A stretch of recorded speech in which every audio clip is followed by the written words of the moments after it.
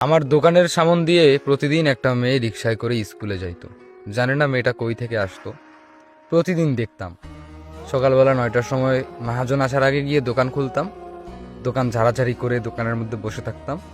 আর ঠিক 9টা বাজতেই বা 9:30 9টার কাছাকাছি সেই মেয়েটা কই থেকে যেন আসতো, এসে মেন রাস্তার সাইডে দাঁড়াতো অনেকক্ষণ, 10 মিনিটের মতো। রিক্সা আসতো একটা, সেই রিক্সায় চড়তো আর চলে যাইতো কোথাও, জানি হয়তো স্কুলেই যাইতো। গায়ের মধ্যে স্কুলের ড্রেস ছিল, কিন্তু মুখ ঢাকা ছিল, শুধু চোখ দুটোই বের করা ছিল। প্রতিদিন দেখতাম, 2-3 মাস কেটে গেল। খুব ভালো লাগতো। আর যে শুধু আমি দেখতাম তা না, যখন দোকান খুলতাম বা যে কোনো কাজকর্ম করতে করতে হঠাৎ করে দেখতাম যে সে দাঁড়ায় আছে। তারপরে কাজকর্ম ফেলে তার দিকে হালকা হালকাভাবে তাকাই আমিও, আর সেও টেরা চোখে হালকা হালকাভাবে আমার দিকে তাকায়। ঠিক আছে, একদিন শুক্রবারেও মহাজন ডাকলো, বললো যে শুক্রবারে দোকান খোলা থাকবে, শুক্রবারে আসিস, একটু দোকানের মধ্যে আয়োজন করব খাওয়া দাওয়ার। মানে টুকটাক ব্যবসায়ী যারা থাকবে তাদেরকে খাওয়া দাওয়ার একটা আয়োজন, বুঝছেন। সো দেখলাম যে সেদিন অনেক লোক আসছে, দোকানের ভিতরটা একটু বড়, সো দোকানের ভিতরেই চেয়ার টেবিল দিয়ে সবাইকে খাওয়াচ্ছে আর কি।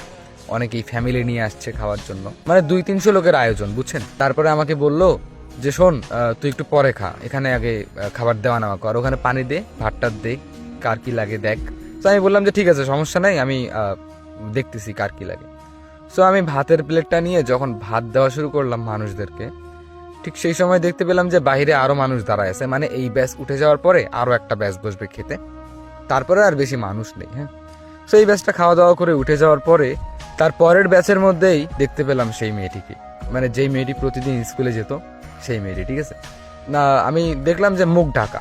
তখন আমি মনে মনে চিন্তা করলাম, এখন তো খাবেই, এখন তো মুখটা দেখতে পারবো। তো তারপরে ওই মেয়েটা যেই টেবিলে বসছে সেই টেবিলে আমি তাড়াতাড়ি ভাত দেওয়া শুরু করলাম, কারণ তাড়াতাড়ি ভাত খেতে গেলে তো মুখটা খুলবে, দেখবো যে সে কেমন, মানে এরকম একটা চিন্তা ভাবনা। তো আমি তাড়াতাড়ি দিলাম। মহাজন বলতেছে খালি ওই টেবিলেই কি রে, এইদিকে দে। তারপরে সব জায়গায় দেওয়ার পর কাজ করতে করতে হঠাৎ করে পিছন ফিরে দেখতে পেলাম যে সে মুখ খুলছে। তার দিকে না হলেও আমি 2 মিনিট তাকিয়েছিলাম। এত সুন্দর তার চেহারা, মানে একদম পাগল হয়ে গেছিলাম তাকে দেখে আমি। তারপরে মনটা এতটা ফুরফুরে হয়ে গেল যেটা বলার বাহিরে। এরপরে ওই টেবিলেই বারবার যাচ্ছিলাম, বলতেছিলাম যে ভাত লাগবে নাকি, মাংস লাগবে নাকি। তবে আমি বেশিরভাগ তাকেই জিজ্ঞেস করেছিলাম। এরপরে সে আমার দিকে টেরা চোখেই দেখতো, বলতো যে না কিছু লাগবে না, না কিছু লাগবে না। মানে গরম হয়ে যেত, বুঝছেন।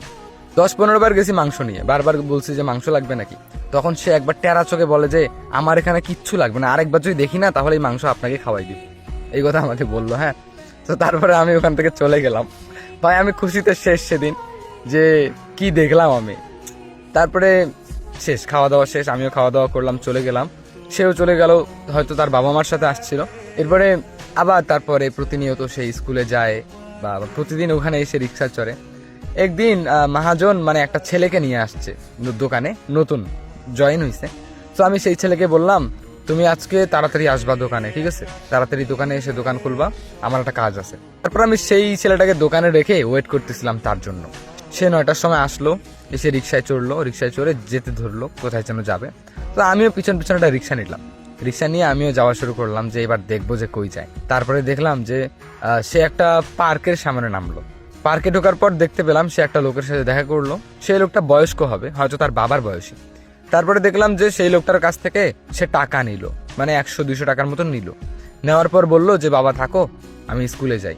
তারপরে সে চলে গেল। আমি তখনই জানতে পেলাম যে পার্কের ভিতরে বাদাম বিক্রেতা যে লোকটা, সেই লোকটি তার বাবা ছিল। তারপরে সে ওখান থেকে বেরিয়ে স্কুলে গেল। সো এইভাবে অনেক কয়েকদিন ফলো করলাম। অনেক কয়েকদিন ফলো করতে করতে একদিন আমি তাকে আটকিয়ে বলে ফেললাম, আপনাকে একটা কথা বলতে চাই, আপনি যদি মনে কিছু না নেন তাহলে আমি আপনাকে বলবো। তখন সে বলল আজকে সময় নেই, অন্য একদিন শুনবো। তারপরে সে চলে গেল। সে যাওয়ার পর প্রায় 5-6 দিন আমি তার দেখা পাইনি। মানে আমি অনেক 9টার সময় ওয়েট করছি, সারাদিন ওয়েট করছি, কিন্তু তাকে আমি একটা বারের জন্য রিক্সায় চড়ে স্কুলে যাওয়া বা সেই পার্কে যাওয়া দেখিনি। একদিন রাত 8টার সময় দোকান বন্ধ করতেছিলাম, মহাজন বলছিল তাড়াতাড়ি দোকানটা বন্ধ কর, আজকে কাজ আছে, আর আজকে বৃহস্পতিবার, তাড়াতাড়ি দোকান বন্ধ করতে হবে। আমি বললাম ঠিক আছে। 8টা বাজে দোকান বন্ধ করতেছিলাম। সো দেখতে পেলাম সেই মেয়েটা আমার সামনে এসে উপস্থিত। আমি বললাম যে আপনি এত রাতে কোথাও যাচ্ছেন নাকি, আর আপনাকে আমি এতদিন দেখলাম না কেন, কই ছিলেন? তখন সে বলল আপনি কি আমাকে একটা হেল্প করতে পারবেন? এরপর আমি বললাম কেমন হেল্প?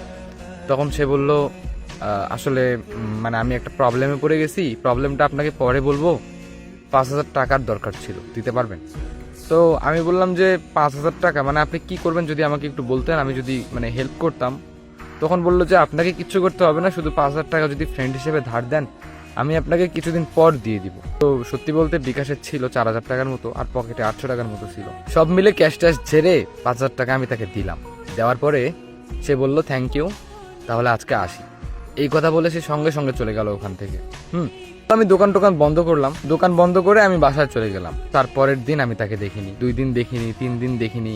সে টাকা নিয়ে যাওয়ার পর উধাও হয়ে গেল, মানে তাকে আর আমি কখনো দেখিনি। এরপরে আমি সেই এলাকায় ঢুকলাম মানে তার খোঁজ করার জন্য। এরপরে আশেপাশের কিছু মানুষকে জিজ্ঞেস করলাম যে প্রতিদিন এই দিক দিয়ে একটা মেয়ে হেঁটে যাইতো, সামনে রিক্সা নিত, দেখছেন না সেই মেয়েটাকে চিনেন? মানে অনেক খোঁজ টোজ করার পর আমি তার ব্যাপারে জানতে পেলাম যে সে নাকি 10 দিন আগেই একটা ছেলের সঙ্গে চলে গিয়েছে, মানে পালিয়ে গিয়েছে। তার নাকি রিলেশন ছিল। সে যেদিন পালিয়েছে সেদিনই আমার কাছে টাকা নিয়েছিল ধার, মানে আমার কাছে ধার করে সে পালিয়ে গিয়েছে। সেই মানুষটাকে আমি প্রচন্ড পরিমাণ ভালোবাসতাম। আমি তাকে বলতেই ধরছিলাম যে আমি আপনাকে ভালোবাসি, সে বলার সুযোগটিও দেয়নি। সে যদি শেষ অবধি আমাকে এটাই বলতো যে সে অন্য কাউকে ভালোবাসে, সে পালাতে যাচ্ছে, বিশ্বাস করেন সে যদি সুখে থাকতো আমি তাকে সেই ছেলেটার হাতেও তুলে দিয়ে আসতাম, আমার যতই কষ্ট হোক না কেন। দুঃখের বিষয় এটাই যে আমি আমার প্রিয় মানুষটাকে আমার মনের কথা বলতে পারলাম না। তার ভালো লাগছে এই বিষয়টা জেনেই যে সে আমার কাছেই টাকা নিয়ে অন্য কারো হাত ধরে চলে গেছে। আজ অব্দি আমি তাকে দেখিনি, আর এটাও জানি না তার বিয়ে হয়েছে কিনা, সে কোথায়, কেমন আছে, কিচ্ছু জানি না। আমি জানি না কোনোদিন পাবো কিনা। তবে সত্যি বলতে এখনো সেই 9টার সময় বারবার আমি সেই রাস্তায় দাঁড়িয়ে থাকি, যদি একটা বার আমি তাকে দেখতে পাই।